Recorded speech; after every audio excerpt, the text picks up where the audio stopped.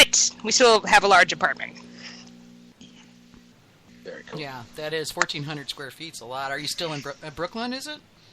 Yeah, so we have an old school loft. My husband has lived here for about, I think 15 years. He lived here illegally. It was zoned as this is what happens in New York City. It was not zoned for residential. The landlords allowed him to live here. And there's a New York state law that basically gives tenants rights. So we get to stay. They're bringing it up to code, and we pay under market. So we're very, very fortunate. Right. What? So so what you're saying is you squatted your way to a 1,400 square foot loft? Well, no, he paid rent, so he didn't technically squat, but yes, it's one of those things. Yeah, I didn't move in here till it was legal, but I will never understand New York real estate. I've got a girlfriend who's got a rent control place in the Bronx, and she's always talking about it, and I'm like, I don't get it. I don't know how that works exactly, you know? And it doesn't parse outside New York City, not really. Yeah. The way it works is you can't ever move, ever. Exactly, right. We can never move because we have rent control, and now we actually have heat again, and it's so exciting. That's great. Yeah, your climate's kind of like mine. That sounds kind of important. Yeah. Yeah, when it's hot, it's really hot, and when it's cold, it's really cold. Yeah. The show's getting expensive. I just bought the home-built winery, too. You guys are killing me. Just remember you work for free. That's true, exactly. Because you're so awesome, you know? I'm going to have to send out mead mail to everybody. It's all right, I got to offload some stuff. I got 15 cases of meat in the loft over my head, and I'm thinking, my God. Oh, my God. If that plywood breaks, I'm dead. There's like 600 pounds of meat above my head. My hand's in the air. Oh, boy. Yeah, I'm going to have to go on a road trip and help you. Yeah, right? Yeah. North Carolina's not that far from Miami, so, you know. No, it's not. It's not that far. Yeah, so you could come up. I came down last time. That's true. It's my turn. It's your turn, yep. I've even got an apartment you can stay in. It's got its own, you know, it's got a bedroom and a kitchen and a loft full of mead, which won't be full of mead when you get here. So. Yeah. That's because it's your turn now to do the transatlantic. Oh, yeah, exactly. Yeah, Mary, in case you're wondering, Hamish has been digging at Vicky to come visit him in Australia. Yeah, like constantly. Well, as long as it's a never-ending story. He wants me to come to Australia, so yeah, I have to figure out how I'm going to do that. But yeah, in return, he's going to take me touring of Australian meaderies. So hey, it is very tempting. It's work, technically. Yeah, well, technically it is. Yeah. Yeah. Nice. So Mary, what are you up to nowadays? I mean, is it all mead, or are you still brewing beer, or what's? Not all mead. I make cider actually as well. Okay. I make all quick stuff now. I do not. Okay. Pretty much, I guess. So I make fast, kind of. I call it city cider, but it's basic, session cider. I do some stuff like Sima. Sima is a Finnish lemon drink that actually originally started as a honey-based beverage, and now is commonly made with sugar, so you could do it with either. Other stuff, fermented jasmine green tea turns out delicious. Was the surprise from my book, is that I did a fermented Hong Kong lemon tea, because Hong Kong, and if you go to Hong Kong, so my husband's parents live in Hong Kong, they're expats who own a school there, so I've been to Hong Kong a few times, and lemon tea is extremely popular there. So I'd done this kind of riff on Hong Kong lemon tea that actually it was originally a recipe from a Hong Kong homebrewer. And one of the variations I did an Earl Grey version. So this is just fermented sweet tea, and a jasmine green tea, and it was freaking delicious. So actually jasmine short mead is also very good. Jasmine tea short mead. That sounds really yummy. Yeah, I've got a passion fruit orange. It's got passion fruit and orange peel and a whole bunch of other interesting little herbs in it that I use as an iced tea in the summer. And yes, yeah, and it's my favorite iced tea in the summertime. And I'll just sit there and drink like glass after glass of that all day long with just a touch of sweetener and a touch of vanilla, and then I put cream in it in the iced tea because I like the creaminess. So it's my version of the pink drink without all the extra calories, and it's really, really good. Now I'm kind of looking at that box and going, I bet I could make a really interesting mead out of this. Oh yeah, that would make a delicious short mead for sure. Do you, when you're doing things like Wait, teas, let me get this straight. The fermented lemon tea is basically you make tea, you maybe sweeten it with honey, and then you put yeast and go?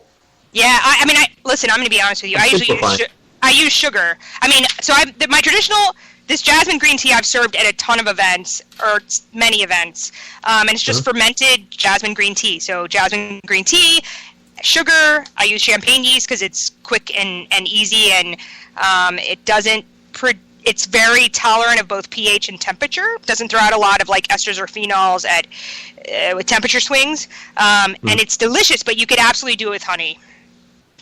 Oh, is that Red Star that you use, or? Yep. Okay. No, yeah, Cool. yeah. Usually that's my favorite. Yep. Awesome. So it's simple. So It sounds ridiculous, but it is so good. And every time I serve it at like a public event, people. I mean, I've had multiple events where that's all people they don't drink anything else. Like that's all they want to drink. So not everybody, but there's always like one or two. So it is an enchanting beverage. But that's actually, yep, it is. All right, I'll make it on Thursday. The other thing, actually, speaking of like a tea mixture, that's the other thing I like to do with short mead. Sometimes if I don't want to think about it, I have. There's a ton of really inventive, creative herbal tea mixtures. Yeah. And even, black tea is, you have to be careful because of the tannings, although that can work in as well because it adds some balance. But, green teas, white teas, black teas, and herbal teas, some really amazing combinations that people have already thought out. The majority of the time you just can make a tea with that, add in your honey, I use beer yeast nutrient when I make my short meads because it doesn't need any complex nutrients because it's it's a lower alcohol. Right. So it's not you're not stressing the yeast too much as it is. And champagne yeast, or you can use it. There's a lot of other yeast that you can use. And most of the time, champagne yeast, that stuff blows through everything. It's pretty. It does, yeah. So usually, like I said, I keg now, so I don't let it go all the way down. I usually will keg before it's ready, and then, force carbonate it and keep it cold. But I'll keg it when it's still carbonating and, serve it pretty quickly. I treat all these beverages kind of like people did before we had, refrigeration or knew about these things, right? You would make a beverage and you would drink it when it tasted good. So that's kind of how I do things when I either I use plastic bottles or I keg. Do you clarify them or just drink them? Okay. Well, so usually what I do is once I make the mead and it's at the point where it's the proper sweetness and alcohol. So usually between 10:06 and 10:10. Usually 10:08 is kind of a sweet spot. Then I'll go ahead and cold crash it, and most of the time, like it'll clarify overnight in a 36-degree chest freezer, and then I'll keg it up, force carbonate it, and it's ready. I'm gonna have to get me some kegs, because that's something I've always made full alcohol meads and I've never carbonated, just unless I put it in the bottle and carbonated it and then drank it really fast so that it wouldn't blow up the bottle. Yeah. But I've never. I've never done that before, so. Kegs are super Carbonating easy. is magic. Yeah, it is, and kegs are so easy. They're so you don't have to worry. Even if you were bottle conditioning, your mead or beer or whatever, force carbonating is instant, and kegging after the initial setup, like. What? Did we just lose Mary? Mary? I think we lost her. Dang it. Oops. Hang on, I'll get her back. Uh-huh. Well, she's still showing us on. No, she's obviously not there. Please hold. We are experiencing technical difficulties. Dun, Wait, we just lost her, I think. So, Manny, what have you been making lately? I'm gonna call her back. I'm purging the TARDIS. I'm getting it ready. I'm getting everything's going to be ready for my mango mead. Waiting for the weather to cool down just a smidge. Oh yeah. And going to pick up 5 gallons of orange blossom honey from my beak. I hate you, just so you know. Yeah. What about you, AJ? You got anything on at the moment? Actually, the day before we left on vacation, I went and picked red currants because I am so sensible, and then spent like 4 hours the night before we left picking through them and putting them in the freezer, and now they're in the freezer that is not allowed to have fruit in it, so I have to brew those very soon. So I'm thinking of actually doing a mead with them instead of the usual wine I make. And I'm gonna have to dig my way down to the freezer in the basement because I've got more red currants in there, and I should do a big batch. I should really bottle something too. Obviously, Vicky doesn't have anything on because John would kill her if she was fermenting in the trailer. Oh God, yeah, he would. Yes. But I'm just going to come out and say it now. I have an award-winning Peregrine running, which is my pear metheglin, and that one's going to win some awards. I can tell already. So you heard it here. You can take me to task when it fails. I have no doubt. Yeah, just got that the other day. It's quite tannic, but it's settling down really nicely into its. I think Mary's into the, back. I am back. You were back. I got cut off for some reason. Yeah, Sorry. you got booted, and I'm trying to call you back, and it keeps going, call failed, and it's like, no. You were in the middle of talking about how easy kegging is. Yeah. Yes.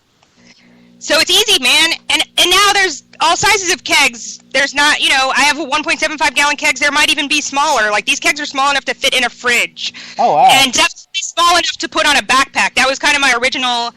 I went to 2.75 gallon kegs and then 1.75 gallon kegs, and I can carry that in a backpack on the subway, like no problem.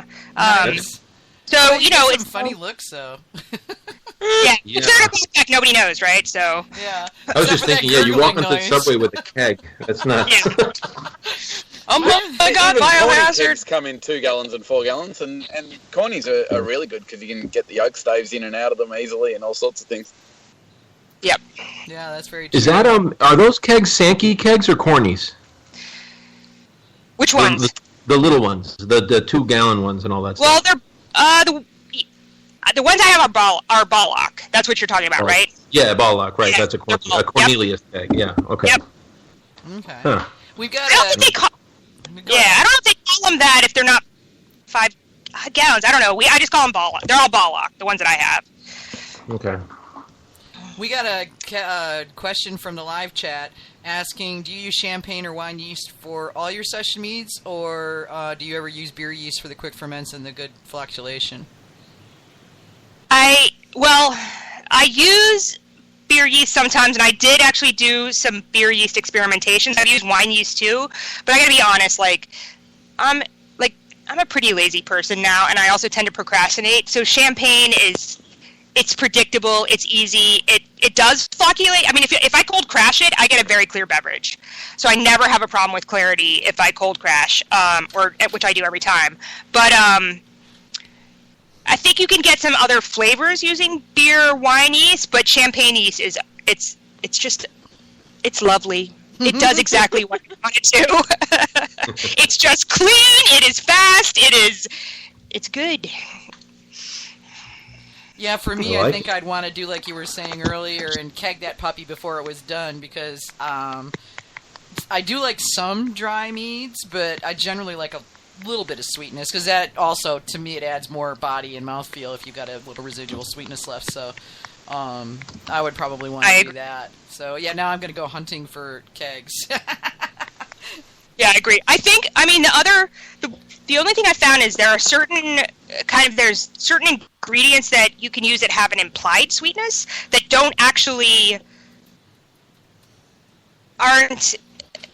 there's no sugar, very little residual sugar, but they have implied sweetness. But other than that, yeah, I think that not allowing it to go dry. And I don't use,